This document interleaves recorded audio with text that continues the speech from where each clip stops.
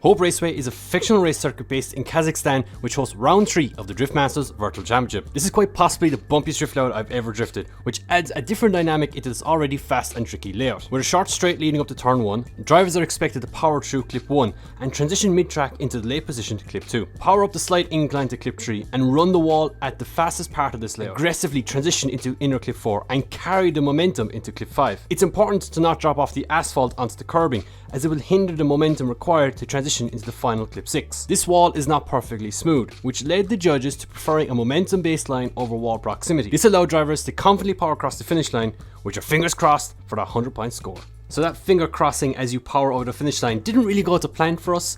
We didn't really get the score that we would have liked. For most people, especially in a competition of 100 plus drivers, qualifying for a competition, top 32 at least, is kind of the achievement for many people. For me personally, I suppose I kind of get a bit cocky myself. It's almost like a given that I'm going to qualify. For me, it's about qualifying top, and that's the achievement that I'm going for. And we didn't really get to achieve it this round. We got an 88 and an 88.5 scored runs for our 2 runs. And you know what, it wasn't what we wanted. We qualified 16th overall, but it gets us into the show and we get to battle at least and score some valuable championship points. Let's have a look at that 88-point run, and here it is.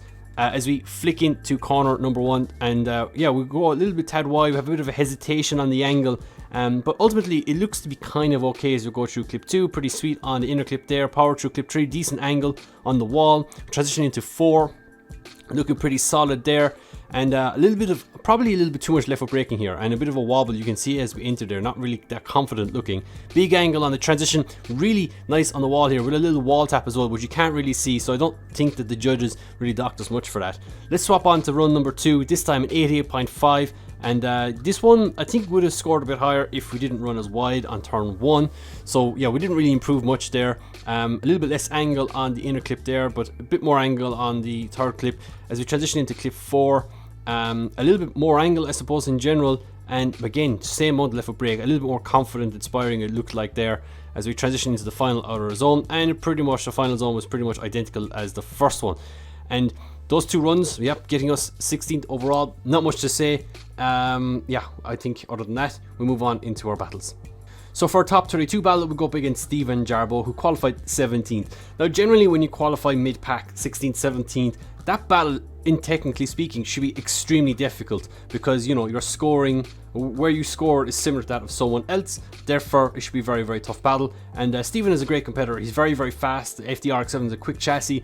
But this battle, I think, didn't really go to plan for him. As we go straight in here into our lead run, and we're going to use the replay cameras for all this for consistency's sake. But as you can see, we initiate in, we dial the inner clip lovely. He's right there with us.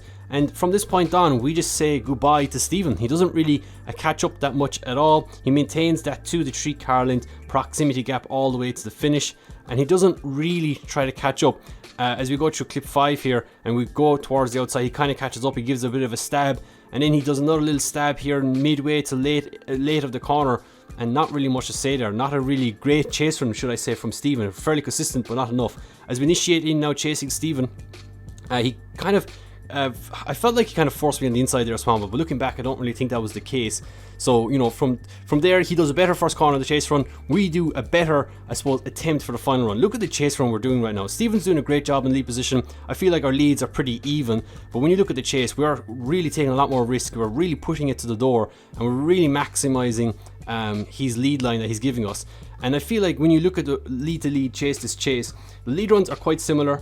But I feel like the chase runs, yes, we make a little mistake in the chase position, but I feel like that aggression we had for, you know, the remainder, 9/10 of the run was way more important than that little mistake that I made at the start. Yeah, his chase run is a little bit more consistent, but he had a 2 to 3 car length gap throughout the whole run, which ultimately is not good enough for Drift Masters. I feel like if you're in this type of competition, you need to be willing to take risks.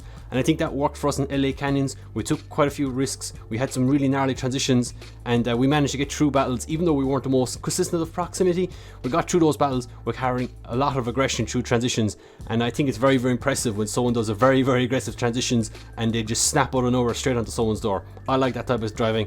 I don't like people taking a little bit easier approach, and maybe I think the judges agreed with me, or agree in that term right there. So yeah, we end up getting the win, moving on into the top 16. And this is where our road ends. Tikhon Pilecki for top 16. Not really ideal, is it? Tikhon obviously on a tear here as we approach our mid-season point. The first couple of rounds for him in VDC weren't the greatest. He pulls it back, and for Drift Masters as well, didn't even qualify Drift Masters round 1, but pulled it back now the last couple of events. The last 3 events on the trot for Tikhon have been really, really strong for him in VDC, in Drift Masters, and this also just Drift Masters event. For this particular round, he actually qualified first with a 99-point run, and an absolutely crazy run altogether, completely deserved, and he carried that momentum into his battles. And as we chase in Tikhon here, obviously we're chasing in first, we qualified 16th here, so we're kind of in that position, but he gaps us off the line. We have no attempt at all on the initiation, and we do finally catch up. We do a lovely transition behind him, quite a smart transition I feel like. And as we power through clip 3 here, you know, I'm trying to maintain proximity to him. I think we do a really strong chase run here. Maybe a little shallow on angle behind him, kind of mimicking more so than door to door with him. But I think we really do apply the aggression throughout the run. And I think we're really kind of saying to Tikhon, look Tikhon, you're going to have to really push hard if you want to make any chance of getting this win. But he has one advantage, and that is the fact that on my chase run, I didn't really attack so much in the first corner, and on my lead run this time, I run wide like I do in my second qualifying run, and because of that, Tikhon wasn't expecting that. It wasn't the line that Tikhon was expecting me to take, or the judges were expecting me to take, and well, Tikhon just smartly kind of follows me around the remainder of the track. I make more mistakes here, a bit of a wobble here between 4 to 5, and I think the remainder of this run is pretty clear set and done as Tikhon's win. And yeah, not much to say there really, other than the fact that Tikhon absolutely destroyed us in this one. You know what, you know, it's kind of obvious in all of the videos that we do. For the last 2 years we've done these videos, it's pretty obvious that I always try to do the strongest lead run, try the 90-point plus lead run, and generally 9 times, if not even higher odds than that, we do 90-point plus lead runs every single time. And I think this time we just let our guard down. We just did not do that lead run when we needed it. I felt like if we did that really good lead run right there and matched his lead run, we might have scraped a one more time out of it. I think it would have been, man, we would have been stretching it for that one more time, but we think we might have gotten that one more time. The initiation from us in the chase position was not ideal. We left too much of a gap on initiation. You pulled a massive gap on the straight, which obviously sucks. You know, we don't want to be gapped on the straight, but it's part of drifting. You know, the chicane is a corner just like initiation point is. So yeah, that kind of sucks, but ultimately Tikhon doing enough there to get in the win and moving on to the top 8 and eventually finishing 3rd overall. We get knocked out, we get some championship points, but not really where we want to finish. So that is where this video is going to end. A little bit of a shorter one, but should be a little bit entertaining and hopefully give you guys some insights when things go wrong, how I look at things and how to improve. For me personally, I think we're kind of at a weird spot in this whole drift season for us. We started off quite mediocre round 1 in VDC, we got quite strong at Riga, and we've had some up and down results since then. So I think we're kind of at the point now where we really need to put the effort onto the table, figure out what we need to do, improve, and try and get consistent results throughout the remainder of this season. We're kind of lacking in some areas, and I think we've been strong in other areas, and I think it's up to me now to try and figure out what I need to do personally to improve moving forward. If you want to see how I move forward and improve during the remainder of the season, make sure to subscribe to the YouTube channel so that you can keep up to date with the remainder of this virtual drift review videos. Yeah, other than that guys, thank you so much for watching. We'll talk to you guys very soon. Goodbye.